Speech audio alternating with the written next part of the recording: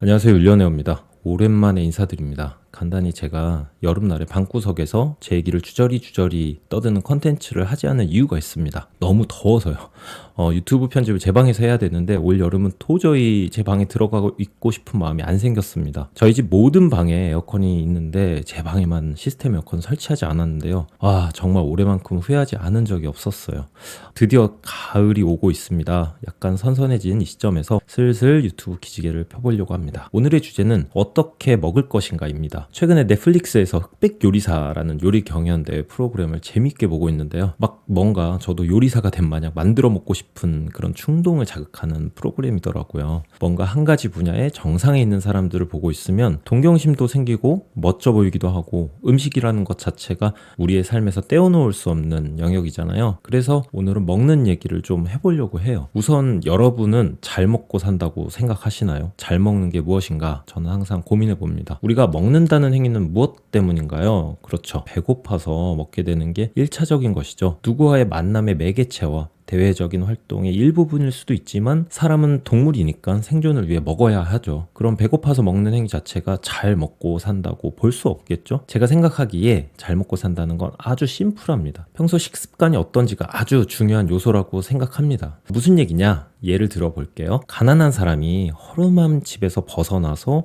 5성급 호텔에 1년에 한두 번 여행을 간다고 칩시다. 그 사람이 누리는 잠깐의 그 사치스러운 행복으로 그 사람의 주거 수준이 좋다고 할 수 없죠. 먹는 것도 몇 번 아주 좋은 곳에서 외식을 한다고 잘 먹고 산다고 할 수 없습니다. 그 외식 자체가 잘못된 게 아니라 정말 중요한 건 평소 자기가 어떻게 먹고 사는가의 절대적인 컨디션이 중요하다는 얘기죠. 문제는 현실적으로 평소 식생활 자체가 본인의 삶에 따라 결정되는 경우가 많은 것입니다. 사회생활을 하든 학교생활을 하든 집 밖에서 끼니를 해결하는 경우가 많아서 주어진 환경에서 식사를 하게 됩니다. 내 선택에 아주 제한적인 음식 섭취 기회를 제공하고 있죠. 나만의 식단과 음식의 선택을 할 수 없는 것입니다. 그러니까 현대인들은 대부분 비슷비슷한 식생활 환경에 노출되어서 말 그대로 그냥 끼니를 때우는 정도로 밥을 먹어요. 내가 음식에 오롯이 집중해서 끼니를 넘어선 가치로 밥을 먹지 않는다는 것이죠. 결국 제가 하고 싶은 얘기가 뭐냐면 집에서 먹는 밥에 대한 가치와 중요성입니다. 통상 직장인 기준 하루에 집에서 밥을 많이 먹어야 평일에는 한 끼 정도 아닐까 싶네요.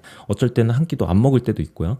주말에는 피곤하다고 외식하거나 시켜 먹거나 하는 경우도 많으시죠. 그 음식이 너무 맛있어서 먹는 경우도 있겠지만 대부분은 귀찮아서 시켜 먹거나 사 먹게 되는 경우가 허다합니다. 그러다 보면 집에서 해 먹는 것 자체가 어쩜 특별한 이벤트일 수도 있고 식구 수가 적으면 재료 준비에 오히려 돈 낭비가 되는 경우가 된다고 생각할 수도 있고요. 계속 점점 더 집에서 해 먹는 일이 줄어듭니다. 이렇게 악순환이 시작되는 겁니다. 그런데 잠깐 결론부터 집에서 해 먹는 것을 즐겨보세요. 물론 거부 반응이 많을 것으로 생각하고 집에서 해먹지 못할 너무 많은 개인적인 이유가 있을 거라고 생각합니다. 모든 사람이 요리에 흥미가 있는 것도 아니고 식재료 준비와 손질과 요리에 이거 시간 할애하는 게 오히려 인생 낭비와 피곤이 아닐까 이렇게 생각하실 수도 있고요. 그런데 관점을 한번 바꿔보세요. 우리는 인간이기 이전에 끊임없이 죽을 때까지 먹어야 사는 동물입니다. 기본 생존을 위한 다양한 신체 활동 중에 음식 섭취만큼 유난스럽게 좀 고상한 척하는 동물이죠. 단순히 사료를 먹지 않고요. 나의 식품을 그대로 섭취하지 않는 동물입니다. 그렇다면 이렇게 생겨먹은 이상 적어도 내가 집에 있는 동안 어떤 것을 어떻게 해먹을 것인지에 대한 노력은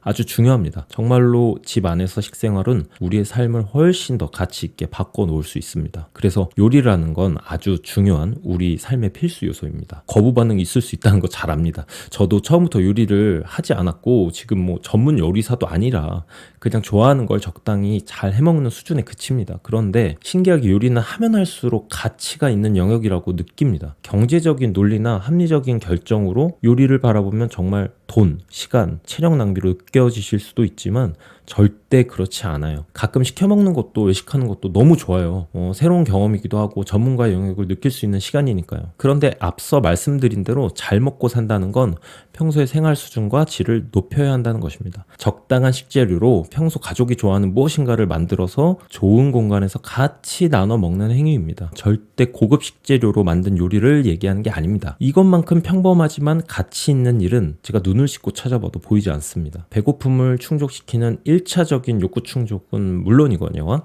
나와 가족이 좋아하는 음식을 직접 해먹는 것 자체가 아주 의미 있는 행위죠. 물론 매 끼니를 이렇게 먹을 수는 없어요. 가끔 귀찮으면 시켜 드세요. 외식도 하시고요. 하지만 가족이 다 모여 있고 충분히 같은 공간에서 밥을 준비해서 먹을 충분한 10시간이 있을 때는 꼭 정성스럽게 음식을 만들어서 가족과 나눠 드셔보세요. 예전에는 요리책을 봐야 했지만 요새는 뭐 유튜브 쇼츠만 봐도 1분 안에 레시피 숙지가 충분히 가능하잖아요. 그리고 처음부터 잘할 수 없다는 거 알지만 하다 보면 뭐든 늘게 돼 있잖아요. 인간이란 동물이 원래 그러니까요.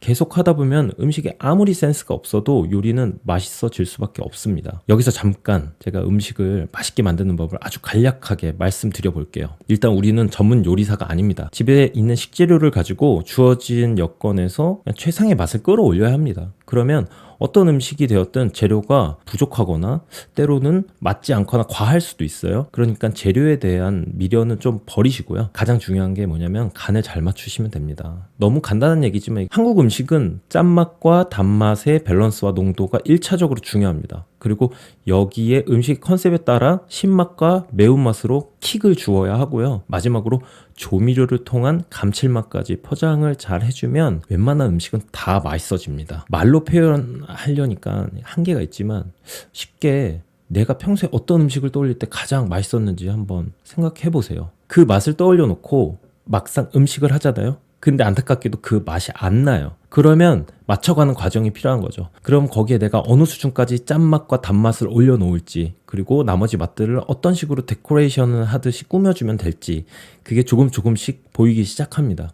그냥 간단하게 안 되는 상황에서 되는 음식을 만든 걸 예를 들어볼게요. 김치찌개를 한번 예를 들어보자면 이거는 뭐 너무 취향이 다양하고 김치 익은 수준에 따라서 찌개 맛이 다르게 나오죠. 극단적으로 신김치로 만든 새콤하고 뭐 묵직하고 센 김치찌개를 원할 수 있어요. 근데 집에 덜 익은 김치가 있다 라면 어떻게 하면 되냐면 식초로 국물의 신맛을 끌어올리면 쉽게 신김치찌개가 됩니다. 어렵지 않습니다. 그러니까 간단히 집에 있는 식재료로 충분히 맛을 다 낼 수가 있어요. 물론 간을 내는 재료도 다양해서 복잡할 수 있습니다.